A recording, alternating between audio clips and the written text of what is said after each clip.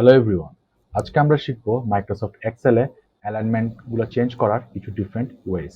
ফার্স্টে আমরা এখানে ক্লিক করে জাস্ট এই টেবিলটুকুতে আমরা আমাদের কার্সারের আন্ডারে নিয়ে আসবো।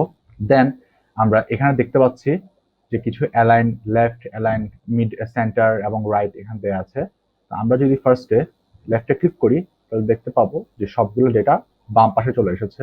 যদি মিডলে দিই তাহলে সবগুলো মিডলে চলে আসবে এবং রাইটে দিলে সবগুলো রাইটে চলে আসবে। তো আমি আপাতত সেন্টারে রাখবো সবগুলোকে। এই তিনটির মাধ্যমে আমরা শুধু হরিজন্টাল ভাবে আমাদের ডেটাগুলোকে চেঞ্জ করতে পারছি। আমরা যদি ভার্টিক্যালি ভাবে চাই তাহলে আমরা কি করব, যে আমরা এই তিনটি অপশনকে ইউজ করব। আমি যদি এখন এটা প্রেস করি তাহলে দেখতে পাচ্ছ যে সেল সামারিটা উপরে উঠে গিয়েছে।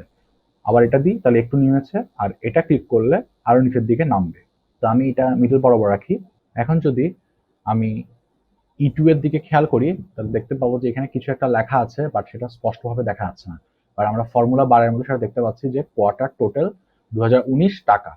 এটা পুরোপুরি দেখার জন্য আমরা এখানে নিয়ে যাবো মাউসটিকে, দেন এরকম একটা সিম্বল পাবো, এরপর জাস্ট এটাকে ড্র্যাগ করে একটু বড় করে দিব, তাহলে পুরো লেখাটা দেখা যাচ্ছে। বাট এরকম এটা এটা করার থেকেও আর একটু এফিসিয়েন্ট ওয়েতে কাজটি করা যায়। সেটা হলো এটাকে সিলেক্ট করে আমরা জাস্ট র্যাপ টেক্সটে ক্লিক করবো। র্যাপ টেক্সটে ক্লিক করলে যেটা হবে, এগুলা সবগুলো এবার শো করবে, প্রত্যেকটা কলামের যেটা পাশে ছিল সেটা নিচে দিয়ে চলে আসবে, যতটুকু দেখা যাবে না। এবার আমি র্যাপ টেক্সট এটাকে আনসিলেক্ট করলাম, আগের মতো রেখে দিলাম। আমরা যদি এখানে ক্লিক করি তাহলে দেখতে পাবো এখানে একটা ওরিয়েন্টেশন টুল বলে একটা আছে, এখানে যদি আমি ক্লিক করি অনেকগুলো অপশন পাবো।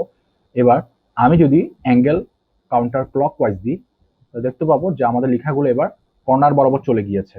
কিন্তু মনে রাখতে হবে এই কাজটি করার সময় আমাদেরকে টুতে এখানে ক্লিক করতে হবে, রোতে, তার মানে এটা সবার জন্য চেঞ্জ হবে। বাট যদি আমরা যদি কোনো একটির জন্য করি কাজটি, তাহলে কিন্তু শুধুমাত্র ওই জায়গাটার জন্য চেঞ্জ হচ্ছে। আমি আরেকবার দেখাই কন্ট্রোল জেড দিয়ে। এবার শুধুমাত্র আমি এটা সিলেক্ট করলাম। দেন আমি যদি এবার আবার সিলেক্ট করি তাহলে দেখতে পাচ্ছ যে এগুলো কিন্তু ঠিকই রয়ে গিয়েছে হরিজন্টালি, বাট এটা কর্নার বরাবর চলে এসেছে।